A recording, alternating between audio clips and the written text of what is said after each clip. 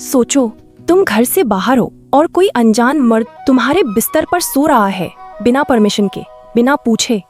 और जब मैंने पूछा तो उसका जवाब सुनकर मेरा खून खौल उठा। पूरी कहानी सुनो, फिर तुम भी बताओ, क्या मैं गलत थी? नमस्ते दोस्तों, आज की कहानी है एक ऐसी सिचुएशन की जहाँ ट्रस्ट टूटा, बाउंड्रीज क्रॉस हुई और एक रूममेट ने प्रूव किया कि वो कितना सेल्फिश है। तो शुरू करते हैं। हमारी ओपी है 22 साल की, एक अपार्टमेंट में रहती है अपनी 25 साल की दीदी के साथ और एक 23 साल के मेल रूममेट के साथ, किराया बांटने के लिए। ओपी को हाइकिंग का बहुत शौक है। वो अक्सर वीकेंड्स पर बाहर जाती है, पहाड़ों पर, ट्रेल्स पर, जिंदगी से थोड़ी देर के लिए ब्रेक लेने के लिए। और जब भी वो जाती, वो अपनी दीदी से कहती, दीदी अगर तुम्हारी कोई सहेली आए तो वो मेरे कमरे में सो सकती है, लेकिन, और ये बहुत इम्पोर्टेंट है, सिर्फ लड़कियाँ। ओपी कंफर्टेबल नहीं थी अपने कमरे में किसी अनजान मर्द को। उसके पर्सनल सामान थे वहाँ, उसका सेफ स्पेस था। ये कोई बड़ी बात नहीं, ये उसका हक था। अब मेल रूममेट के साथ ओपी ज्यादा क्लोज नहीं थी, तो उसने उससे क्लियरली कह दिया था, मेरे कमरे में किसी को मत आने देना, पीरियड। रूममेट ने सुना, सिर हिलाया और ओपी को लगा ठीक है, बात हो गई। लेकिन जो होने वाला था वो उसने सोचा भी नहीं था। फिर आया वो वीकेंड। ओपी की दीदी की शादी थी, फैमिली वेडिंग। दोनों बहनें साथ जाने वाली थी, घर में अकेले रहने वाले थे रूममेट। उसी रात अपार्टमेंट में मेल रूममेट के दोस्त आए, पार्टी हुई, खाना पीना हुआ और उनमें से एक दोस्त ने थोड़ा ज्यादा ही पी लिया। रूममेट के सामने एक सिचुएशन था। उसका नशे में चूर दोस्त कहीं सोना चाहता था। रूममेट का खुद का कमरा था, सोफा था, लेकिन उसने काम किया जो उसे नहीं करना चाहिए था।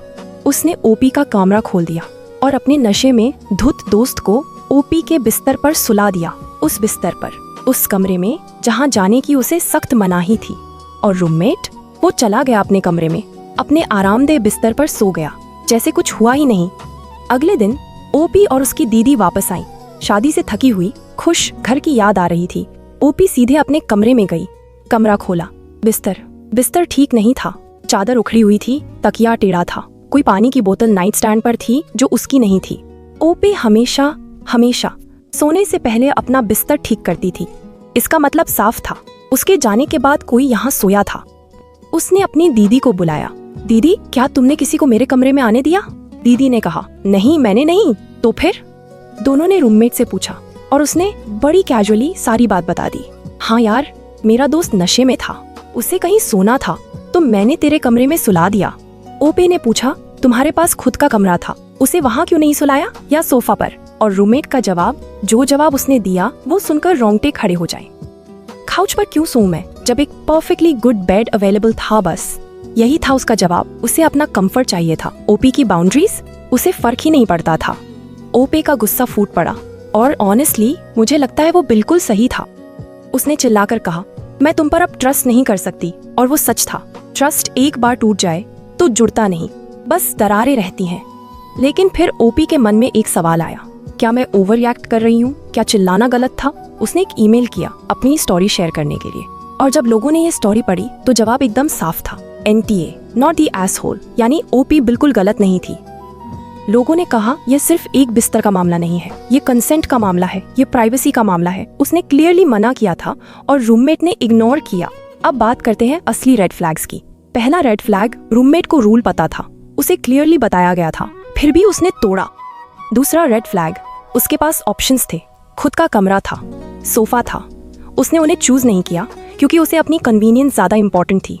तीसरा और सबसे बड़ा रेड फ्लैग, उसका वो जवाब, काउच पर क्यों सोऊं जब बेड अवेलेबल था। इसमें ओपी के फीलिंग्स के लिए कोई जगह नहीं थी, जीरो एम्पैथी। और अब एक हार्ड ट्रूथ, जब कोई तुम्हारी बाउंड्रीज को इग्नोर करे, वो गलती नहीं होती, वो एक चॉइस होती है। उसने चूज किया तुम्हारी बात को इग्नोर करना। और एक बात, कुछ लोग कहेंगे यार कोई बड़ी बात नहीं, बस एक रात की बात है, लेकिन यह सोच ही गलत है। अगर तुम्हारी छोटी सी बात भी इग्नोर हो तो बड़ी बात की उम्मीद क्यों रखोगे? मेरा टेक, ओपी ने एकदम सही किया। और रही बात चिल्लाने की, तो ऑनेस्टली रूममेट को और कुछ समझ आता भी नहीं, जो सुनता ही नहीं उसे जोर से बोलना पड़ता। अब थोड़ा डीपर जाते हैं। यह सिर्फ एक रूम की स्टोरी नहीं है, यह उस एटीट्यूड की स्टोरी है जहाँ कुछ लोग सोचते हैं तुम्हारी चीजें मेरी जरूरत पड़े तो मेरी, और ये एटीट्यूड बहुत टॉक्सिक है। ओपी एक लड़की है, उसके कमरे में उसके पर्सनल बिलोंगिंग्स हैं। वो कंफर्टेबल नहीं थी अनजान मर्दों के वहाँ होने से। यह कोई इरेशनल फियर नहीं, यह एक वैलिड रियल कंसर्न है। और एक बात, ओपी का गट फीलिंग सही था। जब उसने कैमरा देखा और फील किया कि कुछ गलत है, वो सही था। हमेशा अपने गट पर ट्रस्ट करो। लाइफ लेसन नंबर 1, अपनी बाउंड्रीज क्लियरली सेट करो। ओपी ने यह किया, उसने क्लियरली बोला था, लेकिन जब कोई उन्हें इग्नोर करे उसे कॉन्सिक्वेंसेस फेस करने होंगे। लाइफ लेसन नंबर 2, रूममेट्स चुनते वक्त सिर्फ किराया मत देखो, उनका एटीट्यूड देखो, उनकी रिस्पेक्ट देखो। एक बैड रूममेट तुम्हारी मेंटल पीस बर्बाद कर सकता है। लाइफ लेसन नंबर 3, और ये सबसे इम्पोर्टेंट है, अपने आप के लिए खड़े होना ये सेल्फिशनेस नहीं है, ये सेल्फ रिस्पेक्ट है। इन दोनों में बहुत फर्क है। अब ओपी की सिचुएशन आगे क्या? रूममेट के साथ रहना मुश्किल था, ट्रस्ट टूट चुका था। उसे डिसाइड करना था, या तो रूममेट को जाना होगा या फिर ओपी को न्यू अरेंजमेंट्स करने होंगे। और हीलिंग के बारे में, जब कोई तुम्हारी बाउंड्री वायोलेट करे, तुम्हें फील होगा वायोलेटेड, एंग्री, हेल्पलेस। वो फीलिंग्स वैलिड है, उन्हें डिनाई मत करो।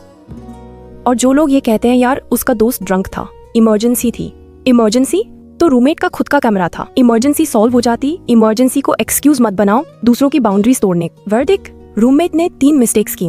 1, रूल जानते हुए तोड़ा। 2, ऑप्शंस होते हुए भी ओपी का कमरा चूज किया। 3, जवाब में जरा भी रिमोर्स नहीं था। ये केयरलेसनेस नहीं, ये डिसरिस्पेक्ट है।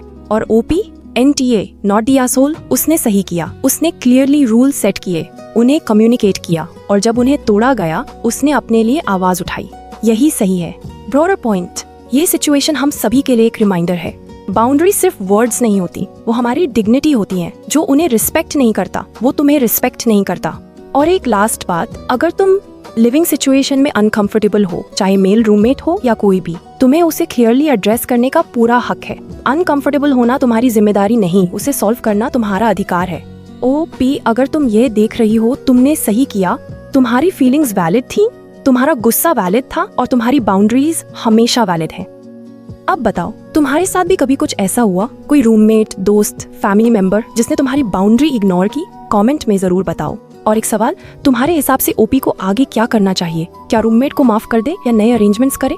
कमेंट में बताओ, मुझे जेन्युइनली जानना है। और अगर तुम्हारे पास भी कोई ऐसी स्टोरी है जो तुम शेयर करना चाहते हो, तो डिस्क्रिप्शन में ईमेल दिया है। हम हर स्टोरी को सीरियसली लेते हैं। अगर ये वीडियो हेल्पफुल लगी तो चैनल सब्सक्राइब करो, बेल दबाओ। हर हफ्ते से रियल स्टोरीज आती हैं जो तुम्हें सोचने पर मजबूर कर देंगी। अगली वीडियो में एक ऐसी स्टोरी जो और भी शॉकिंग है, एक इंसल्ट जो फैमिली मेंबर ने दिया सबके सामने, क्या वो माफी के काबिल है? अगली वीडियो में मिलते हैं। तब तक अपना ख्याल रखो, अपनी बाउंड्रीज रिस्पेक्ट करो, और याद रखो तुम्हारी फीलिंग्स हमेशा वैलिड है। मिलते हैं अगली बार। नमस्ते।